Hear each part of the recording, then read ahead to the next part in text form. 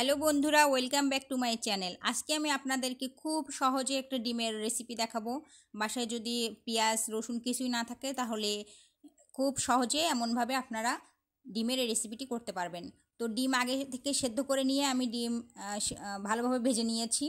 তো ভাজার পরে এখন আমি ওই একই তেলের মধ্যে কাঁচামরিচ বাটা এবং আস্তে আস্তে সব মশলা দিয়ে দিব। আমি এখানে লবণ, হলুদ, জিরার গুঁড়া, ধনিয়া গুঁড়া, 1 চিমটি হলুদের গুঁড়া এবং 1 চিমটি গরম মশলার গুঁড়া ব্যবহার করেছি, আর কিছুই ব্যবহার করিনি। তো মশলাটা আমি একটু কষিয়ে নিব। মশলা কষানো হয়ে গেলে এরপর আমি জল দিয়ে দিব। জল দিয়ে ডিমগুলা ছেড়ে দিব এবং ভালোভাবে ফুটিয়ে নিব।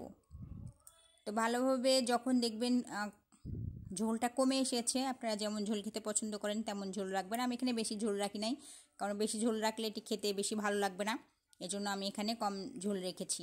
আপনারা আপনাদের পছন্দ মতো ঝোল রাখবেন।